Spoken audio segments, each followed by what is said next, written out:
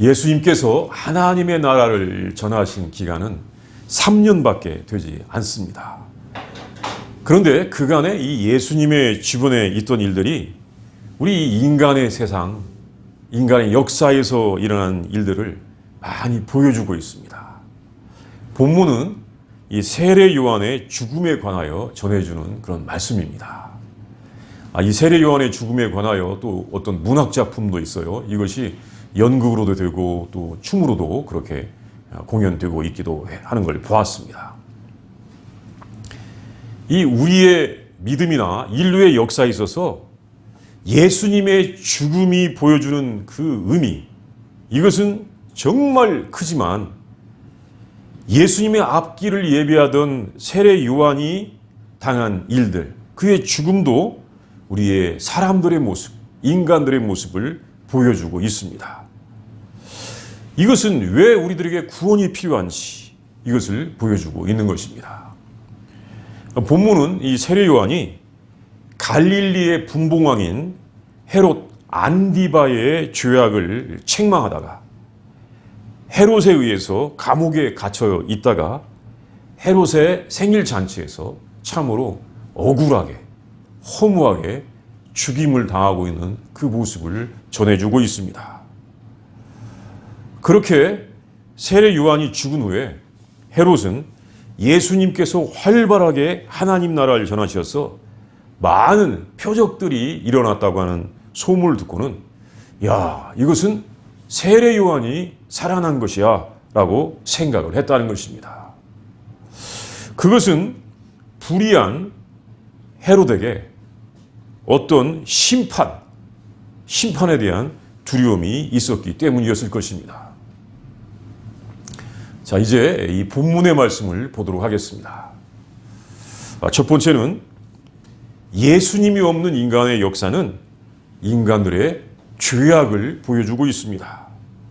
세례 요한은 헤롯의 불의를 지적하다가 감옥에 갇혔고 불의한 사람들에 의해서 죽임을 당하였습니다. 이 세례 요한이 감옥에 갇힌 것은 3절과 4절에 있는 대로 헤롯 안디바가 그 동생 빌립의 아내 헤로디아의 일로 요한을 잡아서 결박하여 감옥에 가두었는데 헤롯이 그 여자를 차지하는 것은 옳지 않다고 세례 요한이 책망하였기 때문입니다. 이 헤롯 안디바는 누구냐면 헤롯 왕의 아들입니다. 헤롯 왕은 어떤 사람이냐면 예수님, 아기 예수가 탄생할 때 그 자기의 왕권을 이어받은 왕이 태어난다고 그 지경, 그 베들레헴 지경에 그 영아들, 2살 이하의 영아들 다 죽인 그런 아주 나쁜 왕 아닙니까? 그런 그 헤롯 왕의 아들이 이 헤롯 안디바입니다. 헤롯 왕이 죽은 후에 그의 아들들이 자기 아버지가 다스리던 땅을 세 지역으로 나눠가지고 이렇게 다스렸는데 헤롯 안디바는 갈릴리 지역의 영주가 되었습니다. 우리 성경에서 이제 분봉왕 그랬는데 보통 우리가 아는 말로 영주 그렇게 말합니다. 그리고는 그는 그의 동생인 빌립의 아내를 뺏어서 자기 아내로 삼아버렸습니다. 이 빌립의 아내 헤로디아, 이 헤로디아와 이 헤롯 안디바가 서로 눈이 맞아가지고 이제 잘못을 한 것입니다. 이것이 율법적으로 옳지가 않은 것입니다. 그래서 선지자인 세례 요한이 그 잘못했다, 그 불이다라고 책망을 했던 것입니다. 그 책망이 이 영주에게 듣기가 좋았을 리가 있겠습니까? 없지요. 그래서 헤롯 안디바와 헤로디아는 세례 요한을 죽이려고 자주 시도를 했었는데 당시에 갈릴리의 백성들이 세례 요한을 선지자로 알고 있었기 때문에 함부로 죽이지 못하고 잡아서 감옥에 가두어 놓고 있었습니다. 사실 세례 요한은 자기가 잘못한 것 없이 선지자로서의 그 역할을, 그 사명을 잘 하다가 지금 억울하게 감옥에 갇혀 있는 것입니다.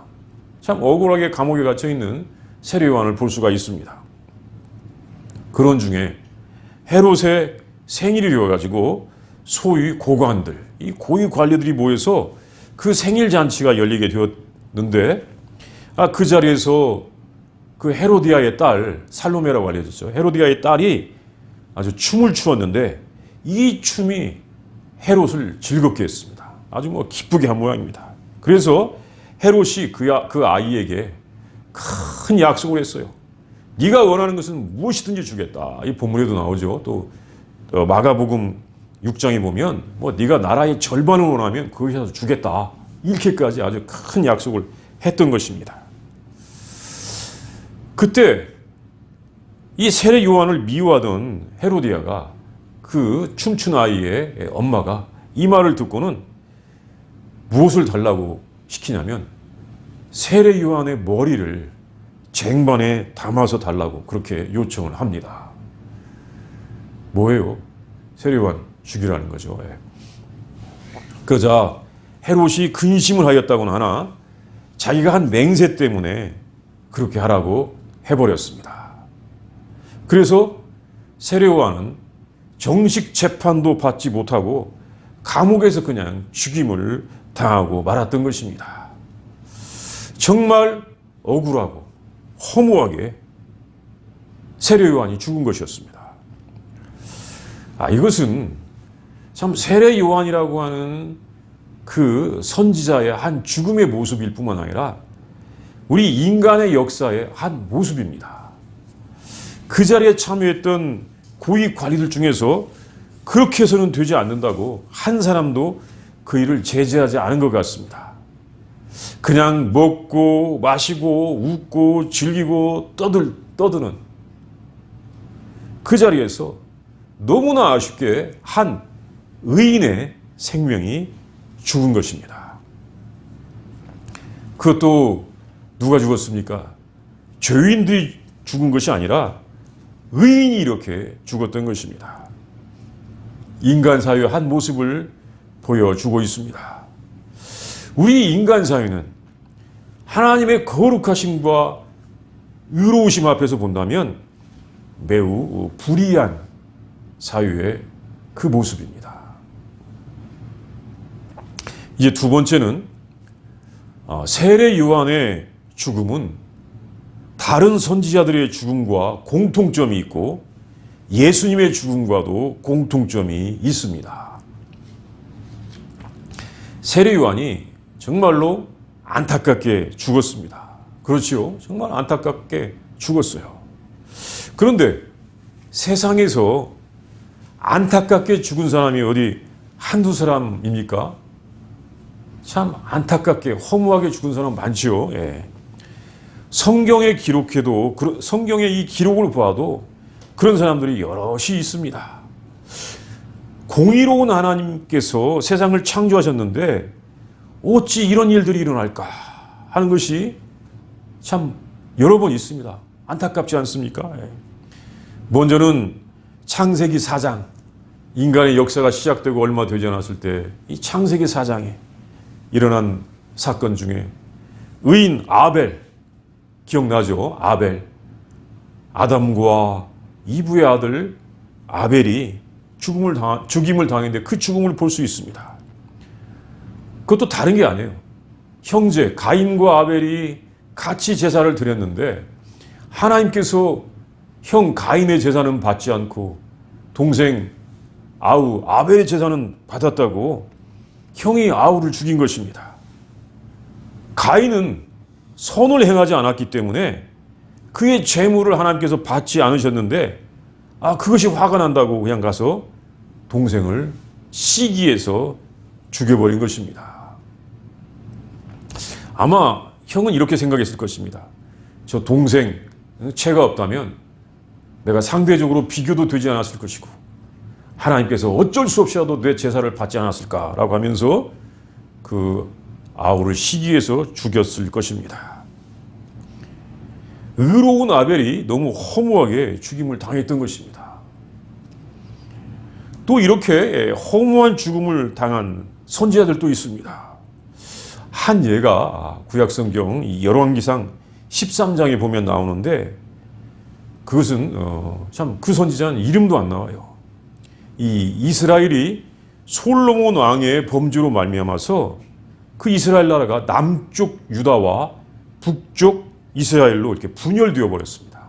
분열되었는데 이 북쪽 이스라엘의 왕이 된 여로보암이 또 범죄를 더 크게 해가지고 무슨 범죄를 했냐면 금송아지 우상과 또 제단을 이 베델이라고 하는 도시에 만들었습니다.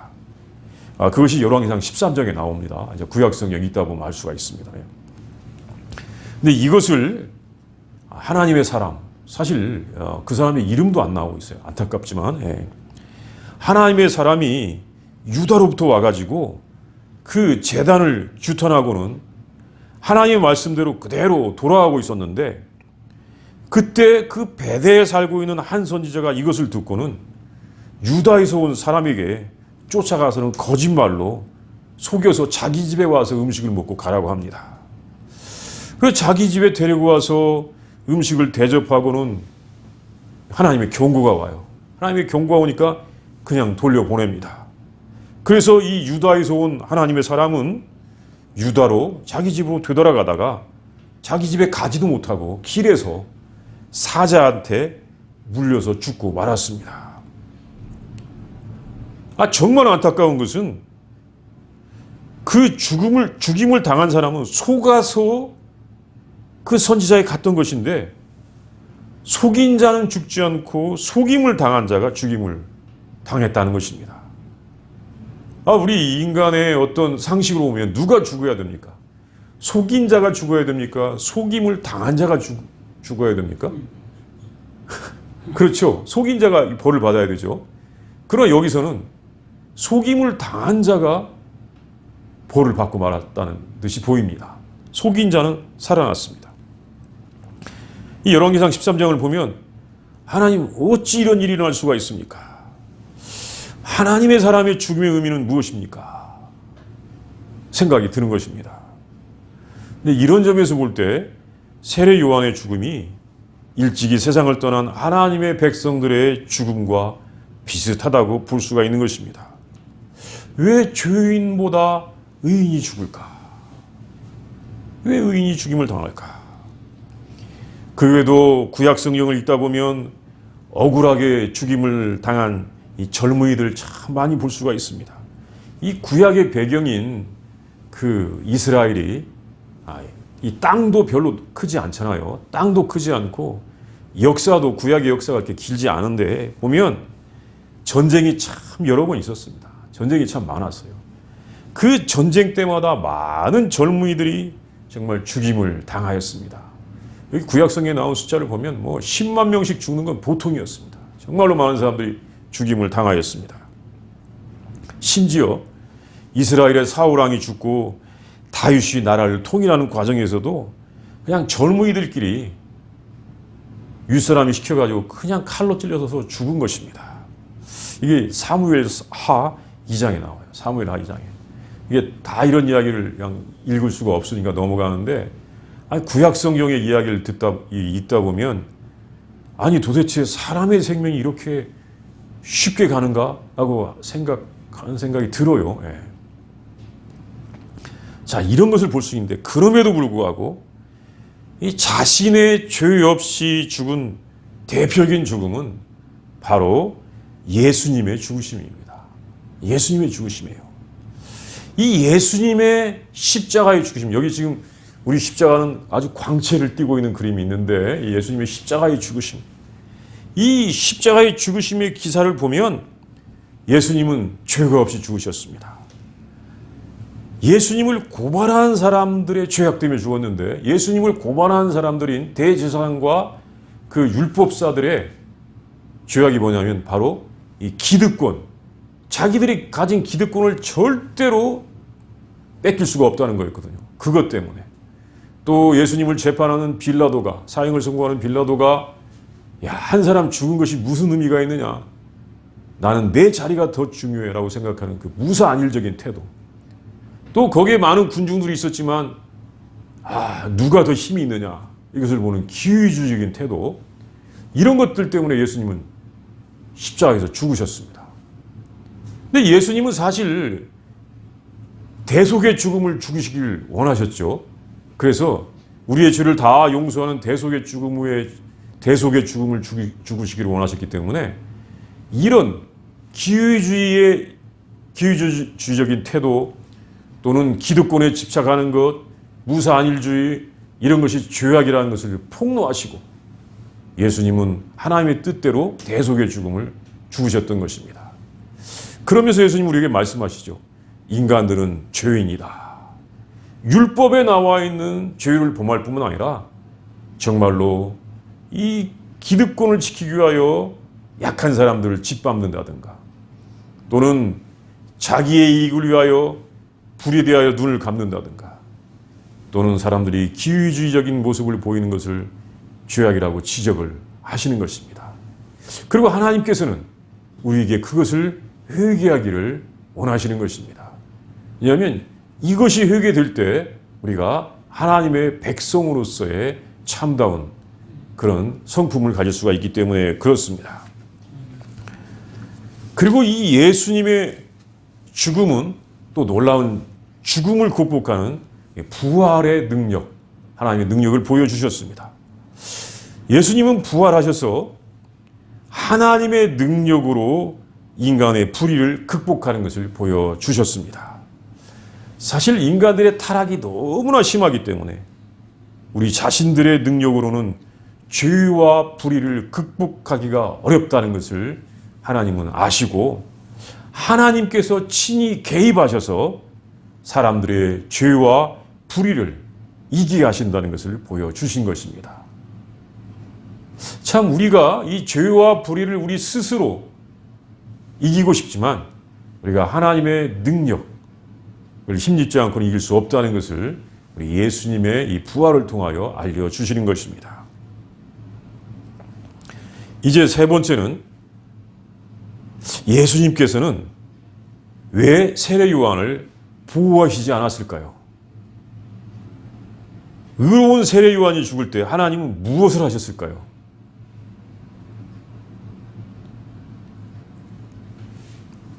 하나님의 종 선지자인 세례 요한이 자기의 사명을 다하며 불의한 사람들을 책망하였지만 그가 죽은 것은 과연 하나님께서 그의 종들을 보호하시는지 의문을 갖게 합니다.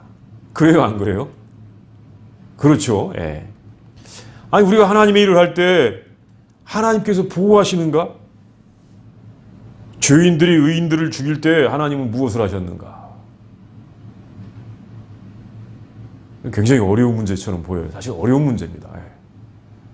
그래서 엔도 도쇼쿠라는 사람은 그 침묵이라고 하는 소설 써가지고 이 일본에 선교하러 갔던 그 프랑스의 외방 전도회의 수도자들이 거기서 죽임을 당할 때, 순교할 때 도대체 하나님 무엇을 하셨는가라고 물었던 그런 모습도 있습니다. 예. 아니 세례 요한이 그렇게 하나님의 종으로서의 사명을 다했다면 왜 하나님께서 능력으로 세례 요한을 보호하시지 않았는가? 참 어려운 문제인데 한번 우리가 이것도 좀 생각해보고 알아봐야 될 그런 분명한 뜻이 있습니다. 근데 이 세례 요한이 태어나서 요한이라고 하는 이름을 정할 때 사람들은 다 샤가라라고 하기를 원했었는데 그 요한이라고 하는 이름을 정할 때 그에 관하여 그의 아버지 샤가라가 말한 예언이 있습니다. 그 예언을 보면 세례 요한이 이렇게 될 수도 있었겠다고 하는 것을 우리가 짐작할 수가 있는 것입니다. 한번 그 예언을 보는데 그 예언은 누가복음 1장 76절에서 79절에 나옵니다. 이것은 그 세례 요한의 아버지인 샤가랴가 자기 아들이 할례 받는 날 했던 그 자기 아들에 대한 축복입니다. 우리 같이 읽겠습니다. 시작. 이 아이여 내가 지극히 높으신 이의 선지자라 일컬음을 받고 주 앞에 앞서 가서 그 길을 준비하여 주의 백성에게 그 죄의 사함으로 말미암는 구원을 알게 하리니 이는 우리 하나님의 긍휼로 인함이라. 이로써 돋는 해가 위로부터 우리에게 임하여 어둠과 죽음의 그늘에 앉은 자에게 비치고 우리 발을 평강의 길로 인도하시리로다 하니라. 아멘.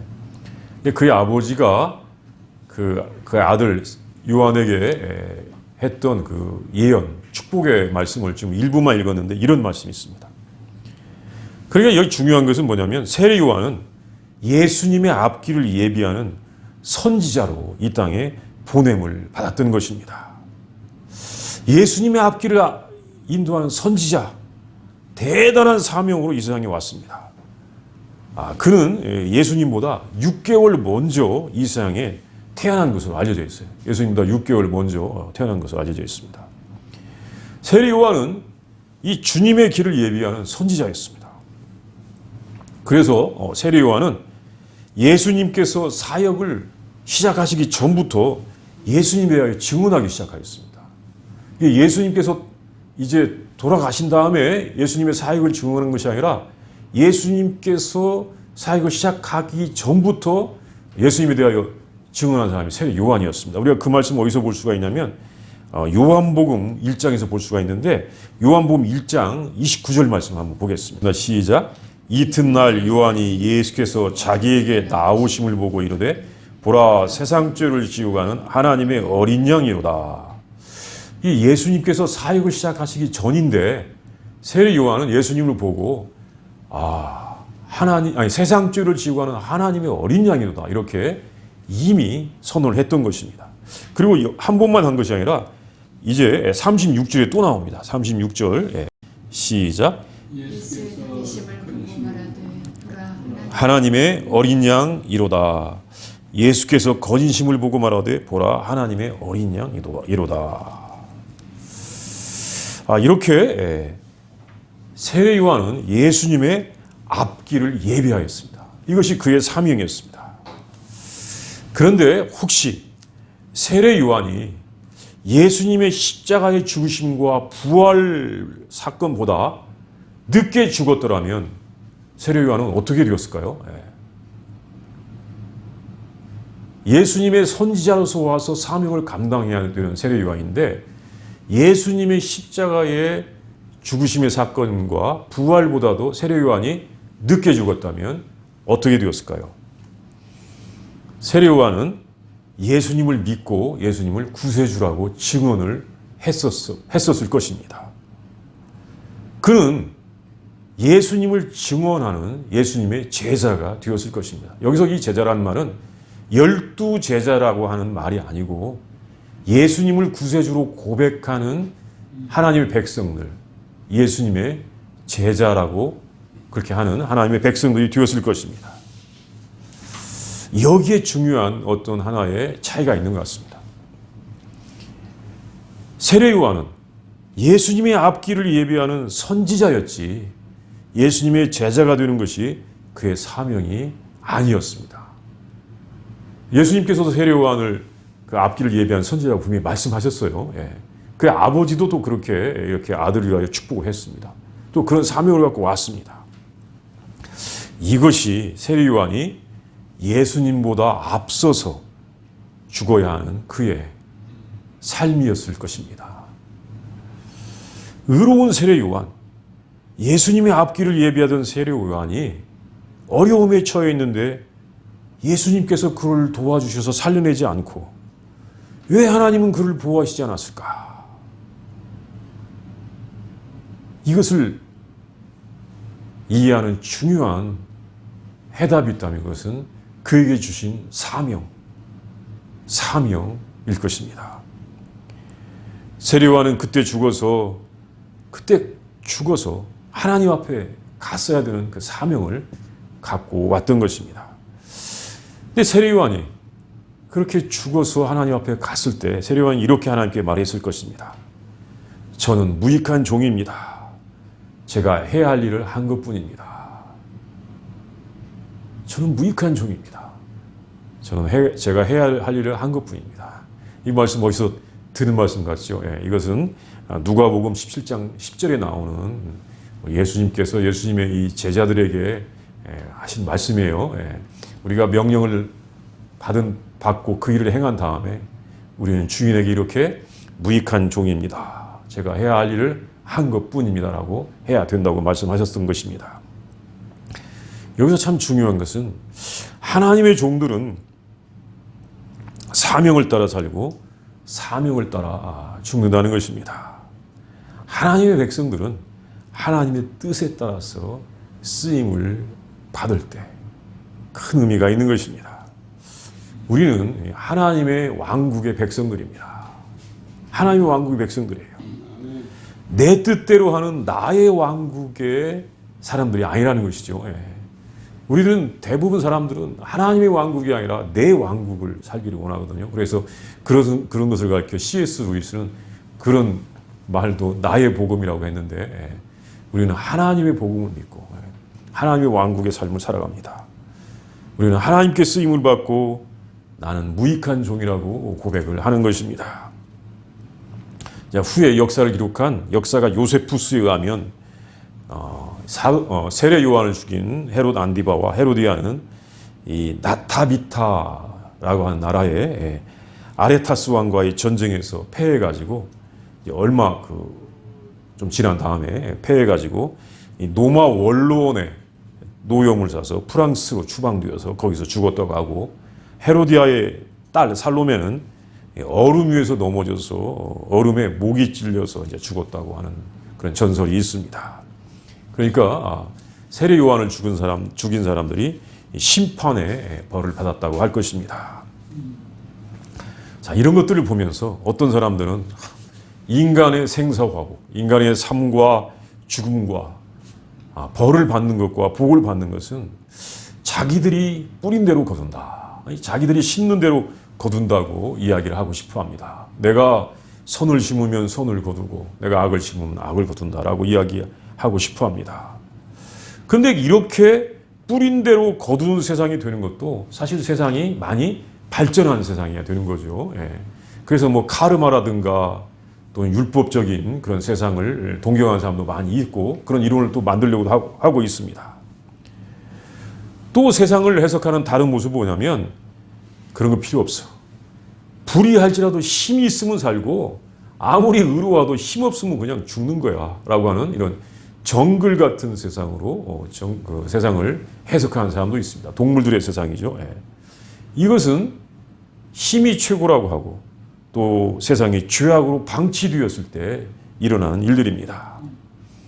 그런데 정말 중요한 것, 더 중요한 것은 무엇이냐면, 우리 인간들의 삶과 죽음과 재앙과 축복에는 하나님의 뜻이 있는 것입니다. 하나님께서 우리 각자에게 주신 사명이 있는 것입니다. 하나님께서는 그의 사랑하는 모든 백성들에게 사명을 주셔서 이 세상이 불의한 세상이 아니라 하나님의 은혜에 의해서 하나님의 다스림을 받는 세상, 그래서 모든 사람들이 의롭고 생명을 누리는 세상이 되기를 원하시는 것입니다. 사실 세례 요한은 우리 예수님의 앞길을 예비하는 선지자로 그렇게 보냄을 받았지만, 오늘날 여기에 있는 우리 모두는 이제 예수님의 제자로서 사명을 받고 하나님의 다스림을 받는 그런 사명을 받은 것입니다. 그래서 이 세상이 하나님의 은혜에 의해서 운영되고 모든 사람들이 다 하나님을 찬양하고 하나님께 영광을 돌리도록 우리는 그런 사명을 안고 살아가는 것입니다. 그런 제자의 사명이 있는 것입니다. 우리는 이 세례 요한의 안타까운 죽음을 통하여서 하나님께서 우리 각자에게 부여해 주신 사명이 있다고 하는 것을 다시 한번 깨닫고 그 사명을 다하면서 살아가는 우리들이 되도록 그렇게 해야 할 것입니다.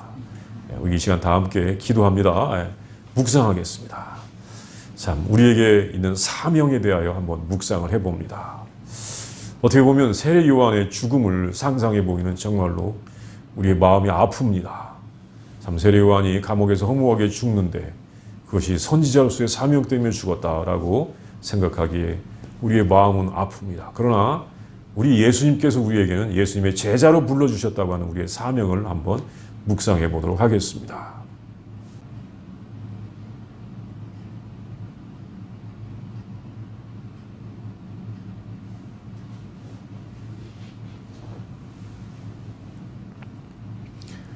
세상을 창조하시고 세상의 만물을 주관하시면서 특별히 하나님의 형상을 따라 지음받은 인간들의 생과 사와 화와 복을 주관하시는 하나님, 사랑의 아버지 감사합니다. 오늘 이 시간 하나님께서 우리에게 주시는 사명에 대하여 우리가 다시금 생각하고 하나님의 뜻을 돌이킬 수 있는, 하나님의 뜻을 생각하는 귀한 시간을 주시니 진심으로 감사합니다. 하나님, 우리에게 사명을 주셨음을 믿습니다. 예수 그리스도 안에서 우리에게 사명을 주셨고 그 사명을 따라서 우리에게 하나님께서 하나님의 나라를 주신 줄로 믿습니다. 하나님, 우리는 정말 정글 같은 그런 세상에도 살지 않게 하시고, 또한 하나님 또한 우리는 자기의 업적에 따라서 선과 화와 복을 받는다는 그런 생각도 하지 말게 하여 주시고, 모든 만물을 하나님께서 주권하시고 하나님께서 주신 사명을 따라서 우리가 살아가면서 하나님께서 하라고 하신 일을 한 다음에 주님, 우리는 무익한 종입니다라고 말할 수 있는 귀한 믿음의 자녀들이 다 되게 하여 주시옵소서. 하나님, 인도하여 주시옵소서. 긍휼을 베풀어 주시옵소서. 주님께서 주신 사명을 따라 살고 온 땅에 하나님의 사명을 아는 사람들이 가득하게 하여 주시옵소서. 예수님의 이름으로 기도합니다. 아멘.